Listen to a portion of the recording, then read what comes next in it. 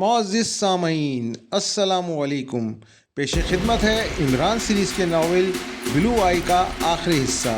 सुनिए, एंजॉय कीजिए और हमारे चैनल को लाइक एंड सब्सक्राइब कीजिए। नंबर 1 कमरे में बेचैनी से टहल रहा था। अचानक कमरे में तेज़ घंटी बज उठी। नंबर 1 एक लम्हे के लिए ठिठका, फिर तेज़ी से कमरे का दरवाज़ा खोलकर बाहर निकल आया। वो मुख्तलिफ़ कमरों से होता हुआ एक बड़े से हॉल में पहुंच गया। उस हॉल में हर तरफ मशीनें फिट थीं। बॉस, कर्नल ए मतलूबा कागजात का मुआयना कर रहा है, नौजवान सुपरवाइज़र ने मुसर्रत भरे लहजे में कहा। और नंबर 1 के चेहरे पर यकदम खुशियां फट पड़ीं। वो तेज़ी से उस मशीन के पास पहुंचा जहां स्क्रीन पर कर्नल की तस्वीर आ रही थी। वो अपने दफ्तर में मेज़ पर फाइल फैलाए कागजात का मुताला कर रहा था। कागजात के फ़ोटो बन रहे हैं? नंबर 1 ने पूछा। जी हाँ, फोटो स्टेट विजन मशीन चल रही है, नौजवान ने जवाब दिया। और फिर नंबर 1 कुर्सी घसीटकर वहीं मशीन के पास बैठ गया। फाइल काफ़ी बड़ी मालूम हो रही थी और कर्नल आहिस्ता आहिस्ता उसके वर्क पलट रहा था। वक्त तेज़ी से गुजरता रहा और फाइल में मौजूद तमाम कागजात की कापियां बनती रहीं। अभी आखिरी सफ़ा रहता था कि पास पड़े हुए टेलीफोन की घंटी बजने का इल्म इस तरह हुआ कि कर्नल ने चौंक कर रिसीवर उठा लिया। फिर नंबर ए ने कर्नल ए के चेहरे पर बौखलाहट देखी। एक लम्हे में रिसीवर रख कर तेज़ी से उठा और फिर तेज़ी से दफ्तर से मोहल्ले का रूम में चला गया। रूम में ड्रेसिंग टेबल के आईने में वो अपनी दोनों आंखें बगौर देखने लगा। ओह, इसे तो ब्लू आई पर शक पड़ गया है, नंबर 1 ने मुट्ठियां बीचते हुए कहा। मालूम तो ऐसा ही होता है। नौजवान सुपरवाइजर का चेहरा बुझा हुआ था। कर्नल वापस दफ्तर में आया, उसे रिसीवर उठाकर कुछ कहा और फिर फाइल बंद कर दी। अब उसके चेहरे पर बेपनाह शिकने फैली हुई थीं। आखिरी सफ़र रह गया, नंबर 1 ने बेचैनी से कहा। हाँ, मगर बाकी तमाम फाइल की फ़ोटोकॉपी तो हमारे पास पहुंच गई हैं, नौजवान ने जवाब दिया। वो कापियां मशीन से निकालो, मैं उन्हें देखना चाहता हूँ, नंबर 1 ने ऑपरेटर से कहा। और ऑपरेटर उठकर साइड पे मौजूद एक मशीन की तरफ बढ़ गया। उसने मशीन का बटन दबा दिया। चंद लम्हों बाद मशीन का एक खाना खुला और फिर ऑपरेटर ने उसमें हाथ डालकर बहुत सी फ़ोटोकॉपियाँ निकाल लीं। उसने वो फ़ोटोकॉपियाँ लाकर नंबर 1 के हाथ में दे दी। नंबर 1 बगौर कॉपियों को देखता रहा। मगर ये तो कोड में है और कोड की तो साथ मौजूद नहीं है, नंबर 1 ने कापियाँ देखने के बाद कहा। मेरे ख्याल में कि ये आखिरी सफ़े पे होगी, नौजवान ने कहा। हाँ, और वही अहम चीज़ थी, उसके बगैर तो ये कापियाँ बेकार हैं, नंबर 1 ने परेशान लहजे में कहा और फिर स्क्रीन पर देखने लगा। ओह, ये कहाँ जा रहा है, उसने चौंक कर कहा, क्योंकि कर्नल इस वक्त कार में बैठ रहा था। फाइल उसके साथ ही है, नौजवान ने बताया। फिर वो कार चलती देखते रहे। ये मिलिट्री एरिया था। जल्द ही कार एक बड़ी इमारत के पोर्च में जाकर रुक गई। फिर कर्नल नीचे उतरा और फिर मुख्तलिफ बरामदों से होता हुआ एक दफ्तर में गया। दफ्तर के इंचार्ज ने खड़े होकर उसे सल्यूट किया। उसने जवाब दिया और फिर हाथ में पकड़ी हुई फाइल उस इंचार्ज को दे दी। इंचार्ज ने फाइल खोलकर तमाम कागजात चेक किए और फिर एक रजिस्टर खोलकर कर्नल ए के सामने कर दिया। कर्नल ए ने इस रजिस्टर पर इंदराज करने के बाद दस्तखत किए और बाहर निकल आया। ओह, उसने तो रिकॉर्ड रूम में फाइल वापस पहुंचा दी। नंबर 1 बेख्तियार खड़ा हो गया। हाँ, मेरे ख्याल में उसे पता चल गया है कि उसकी आंख में ब्लू आई फिट कर दी गई है, नौजवान ने कहा। हाँ, बड़े मौके से उसे इत्तला मिली है। मेरे ख्याल में इस बात की इत्तला इसे इमरान ने दी होगी, नंबर 1 ने कहा। हमारी एक ब्लू आई और सुपर मशीन भी इमरान के कब्जे में है, नौजवान ने कहा। हाँ, मगर वो उसे समझ नहीं सकेगा। उसे समझना हर ऐरे गैरे के बस का रोग नहीं है, नंबर 1 ने इत्मीनान से कहा। अच्छा, मैं चलता हूँ, कोई ख़ास बात हो तो मुझे इत्तला कर देना, नंबर 1 ने कहा और फिर कागजात की फ़ोटोकॉपियाँ हाथ में पकड़कर हॉल से बाहर निकल आया। कर्नल ए दानिश मंजिल के मखसूस कमरे में मौजूद था। रात ही उसे कोठी से अगवा कर लिया गया था और अब कर्नल ए की जगह कैप्टन शकील ने ले ली थी। सुबह होते ही इमरान ब्लैक ज़ीरो को लेकर उस कमरे में दाखिल हुआ। दोनों ने अपने चेहरे पर नकाबें लगा रखी थीं। कर्नल ए अभी तक बेहोश था। उसे होश में ले आओ, इमरान ने ब्लैक ज़ीरो से कहा और ब्लैक ज़ीरो ने अलमारी से शीशी निकालकर कर्नल ए की नाक से लगा दी। चंद लम्हों बाद कर्नल ए ने कसमसाकर आंखें खोल दी। चंद लम्हे वो उसी कैफियत में मुब्तला सोफे पे पड़ा रहा, फिर उछल कर बैठ गया। अब गौर से इन दोनों नकाबपोशों को देख रहा था। कौन हो तुम, उसने उलझे हुए लहजे में कहा। उधर इमरान जो बगौर कर्नल ए की तरफ देख रहा था उछल पड़ा। कर्नल ए, तुमने झूठ क्यों बोला कि तुम्हारी आंखें ठीक हैं, इमरान के लहजे में बेपनाह तलखी थी। उधर इमरान की बात सुनकर ब्लैक ज़ीरो भी चौंक कर कर्नल ए की आंखों को देखने लगा। दाईं आंख में फैली हुई नीलाहट साफ नजर आ रही थी। मगर कौन हो तुम? कर्नल ए इस इंकशाफ पर घबरा कर उठ खड़ा हुआ। कर्नल ए, मैं तुम जैसे आदमी से गलत बयानी की उम्मीद नहीं कर सकता था। इमरान का लहजा बदस्तूर तल्ख था। कौन हो तुम और मैं कहाँ हूँ, उसका जवाब दो। कर्नल ए अब अचानक असाबी हमले से संभल चुका था। एक्स ट्रू, इमरान ने जवाब दिया और कर्नल ए इस बार वाकई बौखला गया। जवाब दो, तुमने गलत बयानी क्यों की? इमरान ने सवाल दोहराया। दरअसल बात यह है कि जब आपका टेलीफोन मुझे मिला, मैं उसी मंसूबे से मुताल्लिका फ़ाइल का मुताला कर रहा था। मैंने सोचा अगर मैंने सच बताया तो कहीं उससे मुझ पर तमाम जिम्मेदारी ना आ जाए। चुनाचे मैंने फौरी तौर पर यह फैसला किया कि पहले ये फ़ाइल मुताल्लिका रिकॉर्ड रूम में जमा करा दूँ, फिर इस बात का इकरार करूँगा कि मुजरिम मुझ पर हर बार इस्तेमाल कर चुका है। कर्नल ने शिकस्त खोरदा लहजे में तमाम तफसीलात बता दी। ये एक नई बात है। इसका मतलब है ये फाइल की कॉपियां मुजरिमों के पास पहुंच गई हैं। कर्नल ए, तुमने भयानक गलती की है। अगर तुम उसी वक्त बताते तो हम मुजरिम पर हाथ डालने की कोशिश करते, मगर अब बहुत वक्त गुजर चुका है। मुमकिन है मुजरिम वो फ़ोटो लेकर मुल्क से बाहर चले गए हों। इमरान के लहजे में बेपनाह सख्ती थी। मगर कैसे? कर्नल ए इस इंकशाफ पर हक्का बक्का रह गया। हम वापस आकर बताते हैं कि आपने कितनी खौफनाक गलती की है, इमरान ने कहा और फिर वो दरवाजे की तरफ चल दिया। कर्नल ए गुमसुम सोफे पर ही बैठा रह गया। इमरान और ब्लैक ज़ीरो कमरे से बाहर निकल आए। दरवाज़ा बंद कर दिया गया और फिर वो दोनों तेज़ी से चलते हुए ऑपरेशन रूम में पहुंचे। इमरान ने नकाब उतार कर एक तरफ फेंक दी।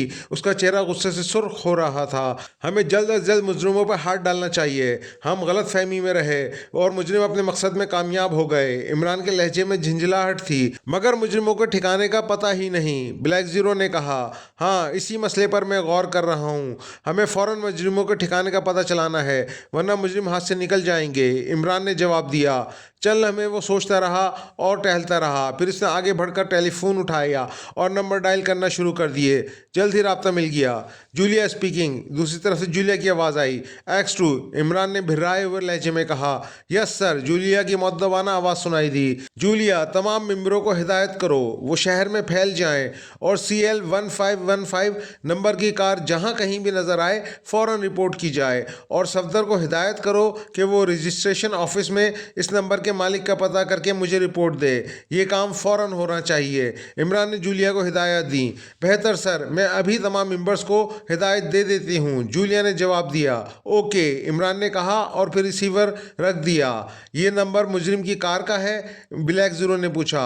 हाँ, दरअसल जब मेरे फ्लैट में डेटा फ़ोन लगाया गया तो मैंने एक आदमी का ताक़ुब किया और वही आदमी जब मैं उनके अड्डे पे पहुंचा तो उन्हें हिदायत दे रहा था। उस वक्त ये नंबर मैंने जहन नशीन कर लिया था, मगर तेज़ी से बदलते हुए हालात की बिना पर मेरे जहन से ये बात निकल गई थी, इमरान ने बताया। अगर उस कार का पता चल जाए तो हम मुजरिमों पर यकीनन हाथ डाल सकेंगे, ब्लैक ज़ीरो ने कहा। हाँ, अब यही एक पत्ता फ़िलहाल हमारे हाथ में रह गया है, इमरान ने जवाब दिया। तकरीबन आधे घंटे बाद टेलीफोन की घंटी बजी। इमरान ने रिसीवर उठा लिया। एक्स टू, इमरान ने कहा। मैं सफदर बोल रहा हूँ जनाब, रजिस्ट्रेशन ऑफिस से पता चला है ये नंबर अभी जारी ही नहीं किया गया, सफदर की आवाज़ आई। ओ, इसका मतलब है ये नंबर जाली था, इमरान ने कहा। जी हाँ, सफदर ने जवाब दिया। ओके ठीक है, तुम तलाश जारी रखो। अगर कहीं इस नंबर की कार नज़र आ जाए तो रिपोर्ट देना, इमरान ने कहा और रिसीवर रख दिया। अब तो खासी मुश्किल हो गई। हो सकता है मुजरिमों ने नंबर प्लेट तब्दील कर दी हो, ब्लैक ज़ीरो ने कहा। नहीं, मुजरिमों को चूंकि इस बात का इल्म नहीं कि उनकी कार का नंबर हमारी नज़रों में आ गया है। अब अगर ये कार कहीं नज़र आई तो यकीनन मुजरिमों की होगी, वरना हो सकता है हम असल मालिक के पीछे दौड़ते रहते और मुजरिम हाथ से निकल जाते, इमरान ने कहा। अच्छा, मैं चलता हूँ, मैं खुद इस कार को तलाश करता हूँ। अगर तुम्हें कोई रिपोर्ट मिले तो मुझे ट्रांसमीटर वॉच पर इतला देना, इमरान ने कहा और ब्लैक ज़ीरो ने इस्बात में सर हिला दिया। इमरान कमरे से निकल गया। यस, क्या बात है? नंबर 1 ने घंटी बजते ही रिसीवर उठा लिया। बॉस, इमरान का पता चल गया है, दूसरी तरफ से आवाज़ आई। कहाँ है वो? नंबर 1 ने पूछा। बॉस, मैंने उसे हाईवे पे कार में जाता हुआ चेक किया था। अब वो किंगस्टन रोड पर एक कैफे डिलक्स में बैठा हुआ है, जवाब मिला। ठीक है, तुम उस पर नज़र रखो, मैं आ रहा हूँ। उस शख्स को मैं अपने हाथों से गोली मारूंगा, उसने हमें बेहद परेशान किया है, नंबर 1 ने कहा। मगर बॉस, आप क्यों तकलीफ़ करते हैं? मुझे हुक्म दीजिए, मैं अभी एक गोली इसके सीने में उतार देता हूँ, दूसरी तरफ से बोलने वाले ने कहा। नहीं, वो तुम लोगों के बस का रोग नहीं, वो बेहद चालाक और यार आदमी है। इस बार अगर वो बच निकला तो ये इंतहाई गलत होगा, नंबर 1 ने कहा। उसके जहन में अपने बॉस का ऑर्डर घूम रहा था जिसने कहा था मैं नाकामी की बात नहीं सुनूंगा। उसने रिसीवर रखा और फिर अलमारी खोलकर उसमें से रिवॉल्वर निकाला, उस पर साइलेंसर फिट किया और मैगजीन को अच्छी तरह चेक करने के बाद उसने उसे जेब में डाल लिया। फिर उसने अलमारी में से रेडीमेड मेकअप का सामान निकाला। ये मुख्तसर सा सामान था। गाल पर एक मोटा सा मस्सा चिपकाया, फ्रेंच कट दाढ़ी लगाई। अब उसकी शक्ल काफ़ी हद तक बदल चुकी थी। फिर वो कमरे से निकलकर पौश में आया जहां उसकी मखसूस कार मौजूद थी। जल्द ही उसकी कार सड़कों पर दौड़ रही थी। उसका रुख किंगस्टन रूट की तरफ था। मुख्तलिफ सड़कों से गुजरने के बाद वो किंगस्टन रोड की तरफ पहुंच गया। फिर रोड का एक राउंड लगाते ही उसे कैफ़े डीलक्स का बोर्ड नज़र आ गया। उसने कार एक तरफ रोकी और फिर उसने उतरकर तेज तेज कदम उठाता हुआ कैफ़े की तरफ बढ़ने लगा। अभी वो कैफ़े के दरवाजे तक ही पहुंचा था कि उसे इमरान बाहर निकलता नजर आया। वो एक लम्हे के लिए ठिठका और फिर आगे बढ़ गया। वो नहीं चाहता था कि उसके रुकने पर इमरान को उस पर शक हो जाए। चुनाचा उसने एक लम्हे के लिए कैफ़े के अंदर जाना मुनासिब समझा। कैफ़े के हॉल में पहुंचकर उसने हॉल पर यूं नजर डाली जैसे किसी शनासा को ढूंढ रहा हो। फिर उसने यूं कंधे उचकाए जैसे किसी को वहां ना पाकर वो मायूस हो गया हो और फिर वो वापस मुड़ गया। अब वो कैफे से बाहर था। उसके अंदर जाने और फिर वापस बाहर आने में चंद ही लम्हे गुजरे थे। इसे इमरान एक कार की तरफ जाता हुआ नजर आया। नंबर 1 ने इधर उधर देखा। सड़क पर काफी से ज्यादा रश था। एक लम्हे को उसका इरादा हुआ कि इमरान को यहीं ढेर कर दे, मगर फिर वो ये सोच कर रुक गया कि यहाँ वो आसानी से पकड़ा जाएगा। चुनाचा उसने किसी मुनासिब मौके का इंतजार करना जरूरी समझा और वो अपनी कार की तरफ बढ़ा। कार के नजदीक ही उसे अपना वो आदमी मिल गया जिसने उसे इमरान की यहाँ मौजूदगी की इत्तला दी थी। मेरे साथ आओ, नंबर 1 ने कहा और फिर वो दोनों कार में बैठ गए। इमरान की कार टर्न लेकर सड़क पर पहुंच गई। चुनाचा नंबर 1 ने भी कार उसके पीछे चला दी। ये रिवॉल्वर लो और जिस वक्त मैं इशारा करूं गोली चला देना, मगर ये बात याद रहे कि तुम्हारा निशाना गलत नहीं होना चाहिए, वरना। नंबर 1 ने जानबूझकर फिक्रा नामुकम्मल छोड़ दिया। आप बेफिक्र रहें बॉस, उस आदमी ने रिवॉल्वर लेते हुए जवाब दिया और नंबर 1 खामोशी से आगे देखने लगा। इमरान की कार उसकी नज़रों में थी। इमरान सड़क पर नजरें जमाए कुछ सोच रहा था कि अचानक उसकी नज़र घड़ी के चमकते हुए हिस्से पर पड़ गई। उसने फौरन कोनियां स्टीयरिंग पर टिकाई और फिर घड़ी का विंड बटन खींचकर इसे कान से लगा लिया। Hello, black zero speaking, over. दूसरी तरफ से ब्लैक जीरो की आवाज़ सुनाई दी। Yes, Imran attending, over. Imran ने घड़ी को मुंह लगाकर जवाब दिया। इमरान साहब, इस CL 1515 कार का पता चल गया है और वो इस वक्त आपके ताक़ुब में है। उसने आपको कैफे से चेक किया है, ब्लैक जीरो ने दूसरी तरफ से रिपोर्ट दी। ओह ठीक है, मैं चेक कर लूंगा। तुम्हें किसने इतला दी है, ओवर। इमरान ने बैक मिरर पर नजरें जमाते हुए कहा। सफदर ने इतला दी है। उसने इस कार को किंगस्टन रोड पर चेक किया था। फिर उसने इतला दी कि अब वो कार जिसमें 2 आदमी मौजूद हैं आपके ताक़ुब में है। उनकी हरकत मशकूक नज़र आ रही हैं, ओवर। ब्लैक जीरो ने कहा। ठीक है, मैं समझ गया, वो मुझे कत्ल करने के दर पे होंगे। तुम सफदर को हिदायत कर दो कि वो इस कार की होशियारी से निगरानी करे। मैं उन्हें डॉज देता हूँ। हमें उनके अड्डे का पता चलना चाहिए। बल्कि चौहान को भी इस कार के पीछे लगा दो कि अगर सफदर को वो डॉज दें तो वो उन्हें चेक कर ले।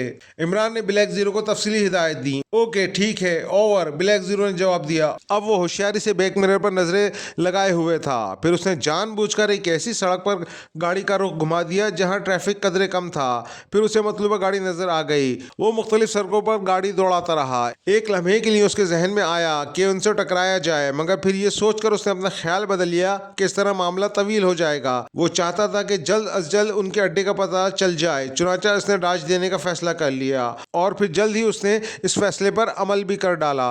सड़क के बाएं किनारे पर एक तंग सी गली में अचानक उसने कार मोड़ दी। ये गली काफी दूर तक सीधी चली जाती थी, फिर वो एक और मेन रोड पर जा मिलती थी। उस वक्त तक मुजरिमों की कार गली में दाखिल हो इमरान दूसरी तरफ पहुंच गया। फिर उसने जल्द ही कार एक और गली में मोड़ दी। इस तरह मुख्तलिफ गलियों से होता हुआ मुख्तलिफ सड़कों पर घूमता रहा। फिर जब वो दानिश मंजिल वाली सड़क पर पहुंचा तो दूर दूर तक मुताकिब कार का निशान तक नहीं था।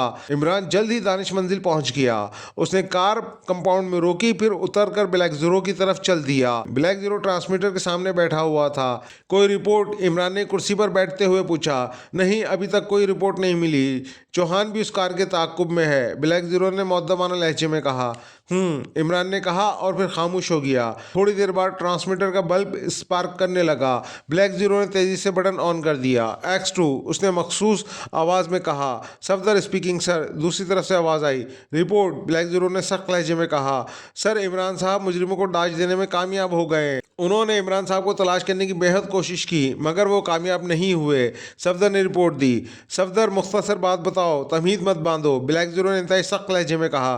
बेहतर सर, इमरान साहब की तलाश में नाकामी के बाद इस वक्त वो कार अरबाब कॉलोनी की कोठी नंबर 13 में मौजूद है, सफदर ने बताया। अरबाब कॉलोनी की कोठी नंबर 13, क्या इस कोठी के बाहर किसी किस्म की नेम प्लेट मौजूद है? ब्लैक जीरो ने पूछा। नहीं सर, कोई नेम प्लेट वहाँ मौजूद नहीं है, सफदर ने जवाब दिया।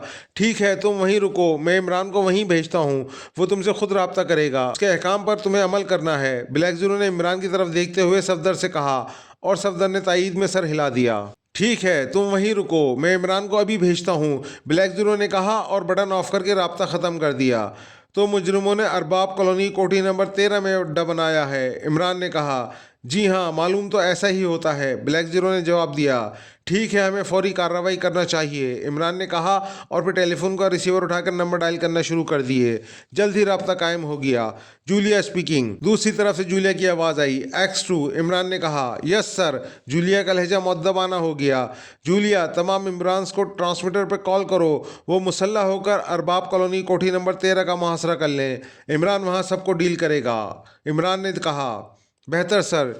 मेरे बारे में क्या हुक्म है? क्या मैं भी वहाँ पहुँचूँ? जूलिया ने अपने बारे में वजाहत की। हाँ, तुम भी वहाँ पहुँचो, मगर तुमने ऑपरेशन में हिस्सा नहीं लेना, बल्कि दूर रहकर निगरानी करनी है। अगर कोई मुजरिम वहाँ से फरार होने में कामयाब हो जाए तो तुमने उसका ताक़ुब करना है, इमरान ने जूलिया को तफसीली हिदायत दी। बेहतर सर, जूलिया ने जवाब दिया और फिर इमरान ने रिसीवर रख दिया। ताहिर, तुम भी मेकअप करो और वहीं कहीं करीब रहना और हालात के मुताबिक कदम उठाना, इमरान ने कुर्सी से उठते हुए ब्लैक जीरो को हुक्म दिया और ख़ुद कमरे से बाहर चला गया। अरबाब कॉलोनी की कोठी नंबर 13 का फाटक बंद था और कोठी में खामोशी सी थी। इमरान ने ट्रांसमीटर पर सब मेंबर्स को हिदायत की थी कि पहले सिर्फ सफदर और वो अंदर जाएंगे, उसके बाद वॉश काशन पर तमाम मेंबर्स कोठी में दाखिल हो जाएं। हिदायत देने के बाद इमरान ने सफदर को साथ लिया और फिर कोठी की पुश्त की तरफ चल दिया। तेज़ तेज़ कदम उठाते हुए वो पुश्ती दीवार के करीब पहुँचे। फिर एक लम्हे के लिए इर्द गिर्द का जायज़ा लेने के बाद वो दोनों यके बाद दीगरे दीवार पर चढ़कर अंदर कूद गए। कोठी पे सुकूत तारी था, कोई भी आदमी कंपाउंड में नज़र नहीं आ रहा था। वो दोनों रेंगते हुए कोठी की असल इमारत की तरफ चल दिए। जल्द ही वो दोनों बरामदे के करीब पहुंच गए। पोर्च में कार नंबर 515 मौजूद थी। मुझे कोठी खाली मालूम होती है, इमरान की छठी हिस्स जागी, मगर मैं और चौहान बाकायदा निगरानी कर रहे थे। कार अंदर दाखिल होने के बाद कोई आदमी बाहर नहीं निकला, सफदर ने सरगोशी से जवाब दिया। वो दोनों बरामदे में पहुंच चुके थे। फिर वो मोहतात कदम उठाते हुए कमरे में दाखिल हुए। रिवाल्वर उनके हाथों में थे, मगर वहाँ कोई आदमी नजर न आया। जल्दी वो सब कमरों में घूम गए। पूरी कोठी खाली पड़ी थी। मुजरिम चोट दे गए। सफदर, उन्होंने सिर्फ तुम्हें डॉट देने के लिए इस कोठी में कार दाखिल की है और वो खुद शायद पुश्ती दीवार से कूद कर निकल गए। इमरान बेहद संजीदा था। वाकई कोठी खाली थी और कोठी के कमरों में दीवारों और फर्श पर जमे हुए गर्द की मोटी तेज साफ बता रही थी कि कोठी काफ़ी अरसे से खाली पड़ी है। बहुत बुरा हुआ, इमरान ने कहा और फिर उसने सफदर को बाहर चलने का इशारा किया और वो दोनों शिकस्त खुर्द अंदाज में कोठी से बाहर आ गए। इस बार वो कंपाउंड से होते हुए फाटक खोलकर बाहर आए थे। तमाम मेंबर्स गैर मुतवक्का सूरत हाल देखकर घबरा गए।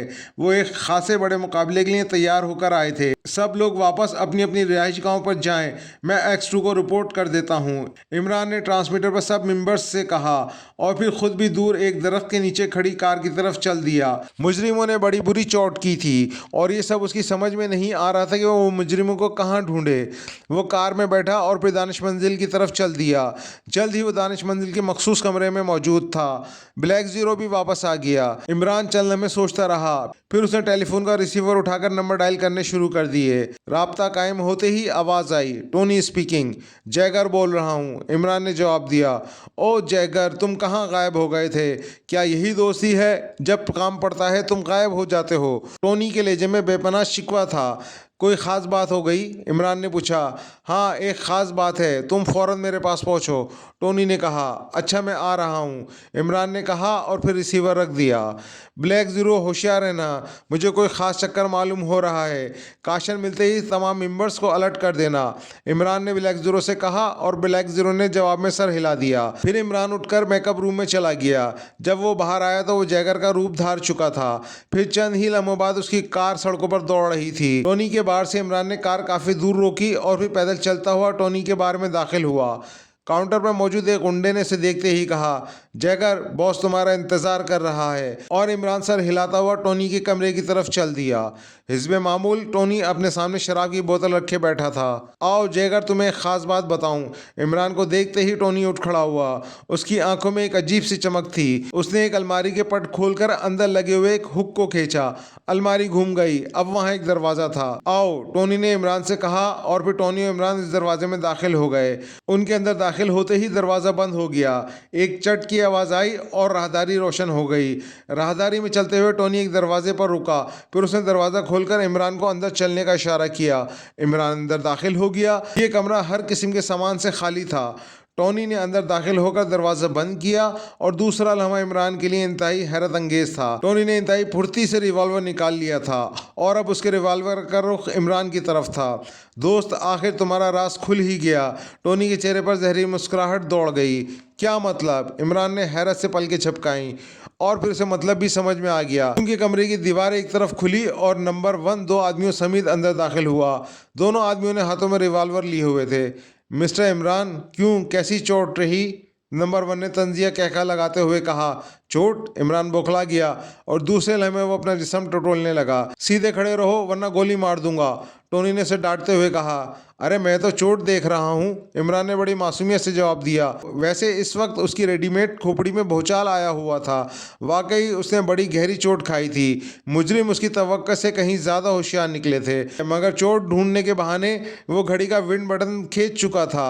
ब्लैक जीरो काशन मिल गया होगा, चुनाचे वो मुतमईन होकर खड़ा हो गया। मेरे ख्याल में से फ़ौरन गोली मार दी जाए, टोनी ने तजवीज़ पेश की। ठहरो, कम अज़ कम पुरानी दोस्ती का ही ख्याल करो, 2-4 बातें ही कर लो, इमरान ने चेहरे पर खौफ के तासुरात पैदा करते हुए कहा।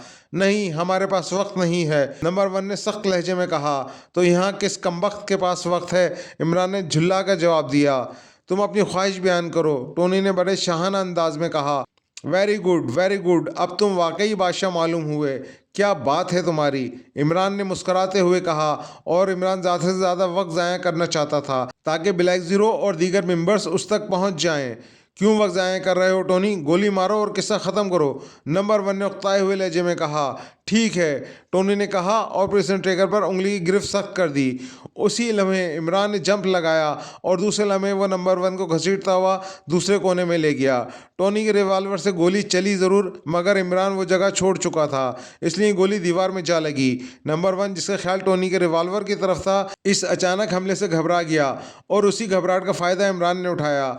उसने चीते जैसी फुर्ती से छलांग लगाई थी। फिर जब वो हटा तो नंबर 1 उसके सामने था। इमरान का एक बाजू नंबर 1 के गले में था और दूसरा कमर के गिर्द। रिवॉल्वर नीचे फेंक दो वरना मैं इसकी गर्दन तोड़ दूंगा, इमरान ने सांप की तरह फनकारते हुए कहा। और टोनी और दूसरे 2 आदमी शचोपंज में खड़े थे कि क्या करें। सूरत हाल अचानक तब्दील हो गई थी। इमरान ने गर्दन के गिर्द किए हुए बाजू को झटकर देते हुए कहा, फेंक दो। नंबर 1 के गले से घुटी घुटी सी आवाज़ निकली। उसका मुंह सुर्ख हो गया था, आंखें उबल आई थीं और फिर मजबूरन टोनी समेत दोनों आदमियों को रिवॉल्वर नीचे फेंकने पड़े। रिवॉल्वर नीचे फेंककर अचानक टोनी ने एक हरकत की और दूसरे लम्हे वो नंबर 1 पर आ पड़ा। इमरान गो के नंबर 1 के पीछे खड़ा था। इसने जैसे ही टोनी को छलांग लगाते हुए देखा, एक झटके से नंबर 1 को आगे फेंककर एक तरफ हो गया और टोनी, जिसका मकसद ये था कि नंबर 1 के साथ वो इमरान को भी नीचे गिराएगा, सिर्फ नंबर 1 के साथ टकराता हुआ फर्श पर गिर गया। नंबर 1 के दूसरे साथी में से एक ने बेइंतहा फुर्ती दिखाई और जैसे ही इमरान ने टोनी पर छलांग लगाई, उसने तेज़ी से झुककर रिवॉल्वर उठा लिया, मगर इमरान उस पर छलांग लगा चुका था। उसके साथ ही खड़े हुए दूसरे आदमी को भी इसने अपनी लपेट में ले लिया। इमरान की लात पूरे ज़ोर से उसके पेट में पड़ी और वो भी नीचे गिर गया। फिर इमरान ने उठने में फुर्ती दिखाई। उसी लम्हे टोनी एक बार फिर इमरान पर छलांग लगा चुका था। इमरान ने उसे डॉज देने चाहा मगर कामयाब न हुआ और टोनी उसे लेता हुआ फर्श पर आ गिरा। हैंड्स अप, नंबर 1 ने इसी असना में रिवॉल्वर उठा लिया था, मगर इमरान ने अपनी पूरी कुव्वत इस्तेमाल करके टोनी को नंबर 1 पर उछाल दिया। नंबर 1 फायर कर चुका था। एक धमाका हुआ और साथ ही टोनी के मुंह से चीख निकल गई। गोली उसकी कमर में लगी थी। उसी लम्हे बाहर से फायरिंग की आवाज़ें आने लगीं। नंबर 1 ने अचानक छलांग लगाई और इससे पहले कि इमरान संभलता, वो उसी दरवाजे से गायब हो चुका था जहां से वो कमरे में दाखिल हुआ था। इमरान ने उसके पीछे लपकना चाहा मगर दीवार बराबर हो चुकी थी। उसी लम्हे दरवाज़ा ज़ोर से खुला और फिर सीक्रेट सर्विस के मेंबरान मुँह पर नकाब लगाए हुए अंदर दाखिल हुए। टोनी ठंडा पड़ चुका था। बाकी 2 आदमियों को उन्होंने हिरासत में ले लिया। इमरान जो जैकर के मेकअप में था, उसकी कमर से भी गन की नाली लगा दी गई। अरे उनका सरगना तो भाग गया, उसकी फिक्र करो, इमरान चीखा। इमरान साहब आप, नकाबपोश जो सफदर था उसने झटके से गन की नाली एक तरफ कर दी। इमरान और उसके साथियों ने नंबर 1 को बड़ा तलाश किया, मगर वो तो गधे के सर से सींग के तरह गायब हो चुका था। उसके 2 और साथियों पर जब तशद्दुद किया गया तो उन्होंने असल अड्डे का पता बताया।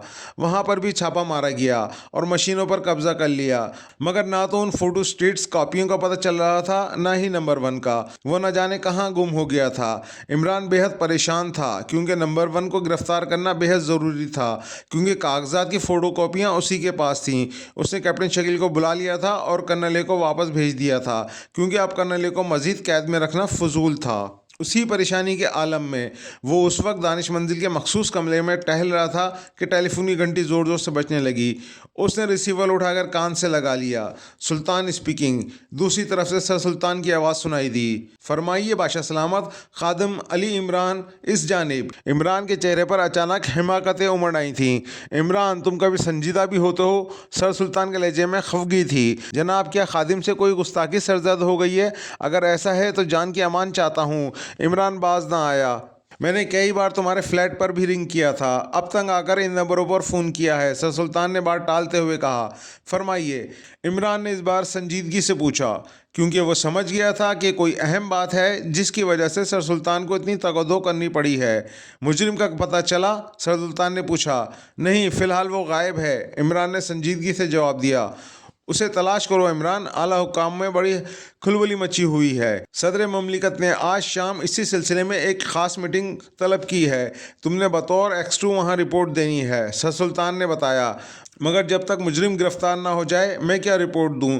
इमरान ने कदरे सख्त लहजे में जवाब दिया। ठीक है, तुम कोशिश करो कि मीटिंग से पहले मुजरिम का पता चल जाए, वरना रिपोर्ट तो देनी ही पड़ेगी। सर सुल्तान के लहजे में मजबूरी टपक रही थी। बेहतर है, ठीक है, मैं मीटिंग में पहुंच जाऊंगा, इमरान ने सख्त लहजे में कहा। और फिर मजीद कोई बात किए रिसीवर रख दिया। उसका चेहरा उलझनों का आमाज का बना हुआ था। वो परेशानी के आलम में था, क्योंकि ये पहला मौका था कि वो अपनी पूरी तकद्दो के बावजूद सरगना की तलाश में नाकाम रहा था। ऐवान सदर के मीटिंग हॉल के बाहर सिक्योरिटी के अफसरान बड़े चौकन्ना अंदाज में घूम रहे थे। मीटिंग हॉल के सदर दरवाजे पर सुर्ख बल्ब जल रहा था। हॉल में इस वक्त चोटी के तमाम अफसरान और हुक्काम मौजूद थे। इमरान भी मुंह पर मखसूस नकाब लगाए बतौर एक्स2 वहाँ मौजूद था। सदर ममलिकत ने कार्रवाई शुरू करने का हुक्म दिया और फिर सर सुल्तान ने पिछले वाक़यात की रिपोर्ट सदर ममलिकत के गोशगवार की। क्या मुजरिम पकड़े गए हैं? सदर ममलिकत ने बराह रास्त एक्स2 से सवाल किया। सर सुल्तान बड़े उलझन आमेज चेहरे से इमरान की तरफ देख रहे थे, क्योंकि मीटिंग हॉल में दाखिल होते ही सर सुल्तान के पूछने पर उसने बताया था कि मुजरिम गिरफ्तार नहीं हो सका। आपको शायद इल्म नहीं, मुजरिम असल कागजात की फ़ोटो कापियाँ भी ले उड़े हैं, इमरान ने सदर मुमलकत के बराह रास्त सवाल को टालते हुए कहा। और ये इंकशाफ ऐसा था कि हॉल में मौजूद तमाम लोगों के सरों पर जैसे बम फट गया हो। ओह, अगर ऐसा है तो ये इंतहाई ख़तरनाक बात है। कमांडर इन चीफ, जिन्होंने सिया ऐनक लगाई हुई थी, इंतहाई परेशान लहजे में बोले। फिर तो मुजरिमों की गिरफ्तारी इंतहाई ज़रूरी है, वरना हमारा खुफिया मनसूबे का खुदा हाफिज और ये मुल्क का अजीम तरीन नुकसान होगा। सदर ममलिकत बोले। उनके लहजे में भी घबराहट थी। जी हाँ, इमरान ने पुरवकार लहजे में जवाब दिया। मुझे मुजरिम चाहिए मिस्टर एक्स2। उन मुजरिमों की गिरफ्तारी हर हाल में मुक्का मारते हुए कहा। तो मैं कब इनकार कर रहा हूँ, इमरान ने संजीदगी से जवाब दिया। तो फिर कहाँ है मुजरिम? सदर ममलिकत झिल्ला कर बोले। मेरी मुट्ठी में है, जिस वक्त चाहूँ मुट्ठी खोलकर सामने कर दूँ, इमरान ने बड़ी संजीदगी से जवाब दिया। और सर सुल्तान हैरत से इमरान को देखने लगे। क्या आप मजाक कर रहे हैं? सदर ममलिकत के चेहरे के नक्कूश बिगड़ने लगे थे। नहीं, मैं मजाक नहीं कर रहा, बल्कि मुजरिम की दीदा दिलेरी पर हैरान हूँ कि वो किस ढिठाई से आपके सामने मौजूद है और खामोश बैठा है, इमरान ने संजीदगी से कहा। और दूसरे लम्हे उसने रिवॉल्वर निकालकर उसका रुख करीब बैठे मिलिट्री इंटेलिजेंस के चीफ कर्नल ए की तरफ कर दिया। क्या मतलब? सब लोग चौंक पड़े और कर्नल ए घबराकर उठ खड़ा हुआ।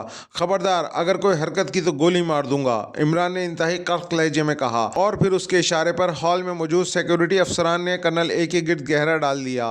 तुम्हारा दिमाग ख़राब हो गया मिस्टर एक्स2, मैं सदर ममलिकत के सामने एहतजाज करता हूँ, कर्नल ए गुस्से से चीखा। इसका मुंह अमोनिया से धुलवाओ, इमरान ने उसकी बात बात का जवाब देने के बजाय एक सिक्योरिटी अफसर को हुक्म दिया, तो क्या ये कर्नल ए नहीं? सदर ममलिकत हैरत से बोले, नहीं, ये कर्नल ए के महकमे में मुजरिम है। इमरान ने जवाब दिया। उसी लम्हे कर्नल ए ने बेख्तियार जेब से रिवाल्वर निकालने की कोशिश की, मगर सिक्योरिटी अफसर ने उसे काबू कर लिया। थोड़ी देर बाद जब उसका चेहरा साफ किया गया तो वहाँ कर्नल ए के बजाय एक गैर मुल्की था। ये नंबर 1 था। इसकी तलाशी लो अच्छी तरह, फोटो कॉपियाँ इसी के पास होंगी, इमरान ने कहा। और फिर उसकी अच्छी तरह तलाशी लेने पर उसके कोट के अंदर से सिली हुई फोटो कॉपियाँ बरामद हुईं। कर्नल ए कहाँ है? सदर ममलिकत के चेहरे पर हैरत के तासुरात थे और सब लोग यूं इमरान की तरफ देख रहे थे जैसे वो जादूगर हो, और सर सुल्तान का चेहरा मुसर्रत से फटा जा रहा था। इमरान एक बार फिर जीत गया था। वाकई वो नाकाबिले तस्खीर था, उसे शिकस्त देना नामुमकिन था। तुम्हें इस पर कैसे शक हुआ? सदर ममलिकत ने पूछा। और फिर इमरान ने केस के हवाले से तमाम हालात बताते हुए कहा, और नंबर 1 टोनी के अड्डे से भाग निकला। मैं सख्त परेशान था कि इसे कहाँ ढूंढा जाए, मगर हर तरफ कोशिश के बावजूद हाथ नहीं आया। मीटिंग में कर्नल ए को देखते ही मैंने पहचान लिया था ये कर्नल ए के रूप में मुजरिम है, क्योंकि मुजरिम एक भयानक गलती कर चुका था। उसे शायद इल्म नहीं था कि मैंने कर्नल ए को अगवा कर लिया था, और मुझे पता था कि मुजरिमों ने कर्नल ए की दाएं आंख में ब्लू आई फिट कर दी है, और इस ब्लू आई की वजह से मुजरिम कागजात की फोटो कॉपियाँ हासिल करने में कामयाब हो गए थे, लेकिन फाइल का आखिरी सफ़ा जिस पर कोर्ट का हल था उन्हें नहीं मालूम था, और मुजरिम इस चाबी को हासिल करने के लिए यहाँ रुके हुए थे, ना वो पहले ही निकल जाते। यहाँ मीटिंग में जब मैंने कर्नल ए को देखा तो उसकी दोनों आंखें ठीक थीं, इसकी किसी आंख का रंग नीला नहीं था। चुनाचे मैं समझ गया कि मुजरिम ने टोनी के अड्डे से निकलकर कर्नल ए पर हाथ साफ किया है। इमरान ने वजाहत की, और सदर ममलिकत समेत तमाम लोग एक्सट्रू की जहानत के कायल हो गए। सर सुल्तान के चेहरे पर तहसीन के आसार थे, वो भी एक्सट्रू की जहानत से बड़े मरऊब नजर आ रहे थे। फिर सदर ममलिकत ने एक्सट्रू की तहसीन में बड़े ज़ोरदार जुमले कहे और मीटिंग बर्खास्त हो गई। दानिश मंदिर की मीटिंग हॉल में तमाम मेंबर्स जमा थे। एक्सट्रू ने केस की तफसीलात बताने के लिए उन्हें यहाँ जमा किया था। फिर ट्रांसमीटर का बल्ब स्पार्क करने लगा और जूलिया ने उठकर बटन दबा दिया। एक्सट्रू की आवाज़ आने लगी, मेरे ख्याल में आप लोग केस की तफसीलात सुनने के लिए बेचैन होंगे। ये केस निहायत अजीब व गरीब था। हमारे दिफाई निज़ाम के तहत हमारी हुकूमत हमसाया मुल्क की सरहदों के पास एक खुफिया दिफाई निज़ाम कायम कर रही थी। इस मनसूबे को इंतहाई खुफिया रखा गया था, लेकिन दुश्मन मुल्क के जासूस कानों में उसकी भनक पड़ गई। चुनाचा हमसाया मुल्क ने एक जासूसी तंजीम को इस मंसूबे की तफसीलात हासिल करने के लिए यहाँ भेजा। उन लोगों ने मंसूबे के ऑपरेशन सेंटर तक रसाई हासिल कर ली, मगर इंटेलिजेंस ने उन्हें गिरफ्तार कर लिया, मगर वो लोग कत्ल कर दिए गए या फिर उन्होंने खुदकशी कर ली। इस तरह मुजरिमों का कोई सुराग न मिल सका। चुनाचा केस मेरे पास भेज दिया गया। इस बार मुजरिमों ने इंतहाई जदीद हथियार इस्तेमाल किया, जिसे वो ब्लू आई के नाम से याद करते थे। इंसानी आँख में मौजूद पुतली की तरह उन्होंने एक मसनूई पुतली तैयार की, और फिर उसके पीछे उन्होंने वायरलेस विजन मशीन को, जो इंतहाई मुख्तसर थी, फिट कर दी। इस तरह जिस आँख में वो पुतली फिट हो जाती, वो जो कुछ देखता उस पुतली के पीछे लगी मशीन उनके रिसीविंग सेट पर वो मंजर भेज देती। चुनाचा इस इजाद को उन्होंने इस केस में इस्तेमाल किया, और चूंकि इसमें एक ख़ास खराबी रह गई थी कि जिस वक्त ये पुतली मसनूई फिट की जाती, आँख का रंग हल्का नीला हो जाता। इस बिना पर उन्होंने इसे ब्लू आई का नाम दिया। मुजरिमों ने सबसे पहले इस इजाद को कमांडर इन चीफ पर इस्तेमाल किया। उनका ख्याल था कि कमांडर इन चीफ ज़रूर इस मनसूबे के कागजात का मुताला करेंगे। चुनांचे ब्लू आई के ज़रिए वो कागजात उनकी रिसीविंग स्क्रीन पर आ जाएंगे। उन्होंने इस मशीन के साथ फ़ोटो स्टेट मशीन लगाई थी। स्क्रीन पर मौजूद जिस मंजर को चाहते उसका फ़ोटो तैयार कर लेते। पहले उनका ख्याल था कि कागजात इसी सेंटर में होंगे, मगर सेंटर में मौजूद उनके आदमियों को चूँकि हिदायत नहीं मिली थी, इसीलिए उन्होंने वहाँ एक मशीन में टाइम बम फिट कर दिया। चुनांचे वहाँ हंगामा हो गया। कमांडर इन चीफ ने वहां दौरा करना था। चुनांचे हंगामी हालात की बिना पर वो दौरा मनसूख कर दिया गया। कैप्टन शकील और सिद्दीकी को वहां भेजा गया। कैप्टन शकील ने उस आदमी को चेक कर लिया, मगर इस पूरे ऑफिस को बम से उड़ा दिया गया और वो आदमी ख़त्म हो गया। कैप्टन शकील जख्मी हो गया। उधर एक मीटिंग में जब इमरान ने खुद चेकिंग करनी चाहिए, तो मुजरिम जो स्क्रीन पर ये सब मंजर देख रहे थे, उन्होंने कमांडर इन चीफ की आंख ज़ाया कर दी ताकि इमरान उसकी माहियत को ना समझ सके। जिस पुतली में ये सिस्टम रखा गया था उसे वायरलेस के जरिए तबाह किया जा सकता था। ये टारगेट ख़त्म होने के बाद उन्होंने कर्नल ए की आंख में वो ब्लू आई फिट कर दी, और इधर इमरान को अगवा करके उसकी आंख में भी ब्लू आई फिट करनी चाहिए, मगर इमरान पहले से ही होशियार हो गया था। चुनांचे सफदर वगैरह ने वहाँ से इमरान को छुड़ा लिया। इमरान आते हुए साथ एक ब्लू आई और मशीन ले आया। चुनाचा यहाँ लेबोरेटरी में उस पर तजर्बात करने के बाद उसकी माहियत का पता चल गया। फिर मैंने कर्नल ए को इस ख्याल से अगवा करके कैप्टन शकील को उसकी जगह भेज दिया गया कि मुजरिम कहीं लाइलमी में कर्नल ए को ब्लू आई ना फिट कर दें। मगर जब कर्नल ए यहाँ आया तो पता चला कि मुजरिम तो पहले ही ब्लू आई फिट कर चुके हैं और कर्नल ए के जरिए उस कागजात की फ़ोटो कॉपियाँ भी हासिल कर चुके हैं। और कर्नल ए ने गलत बयानी की थी कि इसे ब्लू आई फिट नहीं की गई। फिर मुजरिमों की कार के नंबर के सहारे उनका पता चला लिया, मगर वो लोग डॉज दे के निकल गए। हमने उस स्कूटी को उनका अड्डा समझकर वहां छापा मारा, मगर नाकामी हुई। इमरान भी एक गुंडे जैकर के रूप में उनका दोस्त बन चुका था, मगर इमरान को पहचान लिया गया। चुनाचा टोनी ने इमरान को बुलवाया और फिर नंबर 1 और टोनी ने इमरान को वहां ख़त्म करने की कोशिश की। उधर इमरान वॉइस ट्रांसमीटर के जरिए मुझे काशन दे चुका था। चुनाचा मैंने इमरान को वहां भेज दिया। टोनी लड़ाई में मारा गया, मगर मुजरिम बाहर निकलने में कामयाब हो गया। इस दौरान मैं कैप्टन शकील को वापस बुला चुका था और कर्नल ए को वापस भेज दिया गया था क्योंकि वो मकसद कामयाब हो चुका था जिसके लिए कर्नल ए को अगवा किया गया था। मुजरिम टोनी के अड्डे से निकलकर कर्नल ए की जगह ले ली ताकि वो महफूज रहे और दूसरा वो कोर्ट का हल आसानी से हासिल कर सके। मगर मीटिंग हॉल में मैंने उसी ब्लू आई की वजह से मुजरिम को चेक कर लिया। मुजरिम जिस आले को हमारे खिलाफ इस्तेमाल कर रहा था उसने उसे गिरफ्तार करा दिया। मुजरिम को दरअसल इस बात का इल्म नहीं था कि हम कर्नल ए की आंख में फिट ब्लू आई को देख चुके हैं। चुनाचा असद सरगने की गिरफ्तारी के साथ ही वो फोटोकॉपियाँ भी मिल गईं और इस तरह ये केस ख़त्म हुआ। एक्स ने पूरी तफसील से केस के वाक़यात बताए। चंद लम्हों तक खामोशी तारी रही।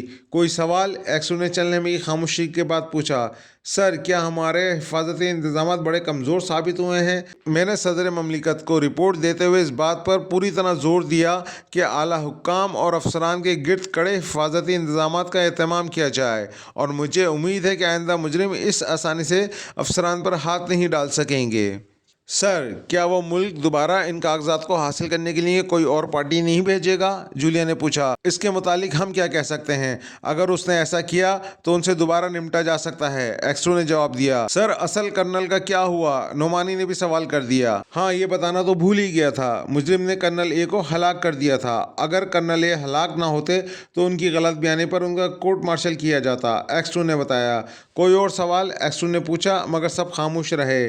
ओके, अगर कोई मज़ीद बात पूछनी हो तो आप लोग इमरान से पूछ सकते हैं, एक्सो ने कहा और फिर उसकी आवाज़ आनी बंद हो गई। जूलिया ने उठाकर ट्रांसमीटर का बटन ऑफ कर दिया। इमरान साहब कोई मज़ीद बात आप बताएंगे? सफदर ने मुस्कुराते हुए पूछा। यार मैं तो सोच रहा हूँ अगर मुझे मेरी आंख में ब्लू आई फिट कर देते और उसे तबाह कर देते तो क्या जूलिया मुझसे शादी करने पर तैयार हो जाती? इमरान ने बड़े मासूमियत से कहा और कहकहों से सारा हाल गूंज उठा। जूलिया बुरी तरह झेप गई। सामईन, इसी के साथ इमरान सीरीज़ का दिलचस्प नावल ब्लू आई इख्तिताम पजीर हुआ। उम्मीद है आप सबको बहुत पसंद आया होगा। हमारे चैनल को लाइक एंड सब्सक्राइब करना ना भूलिए। जज़ाकल्लाह।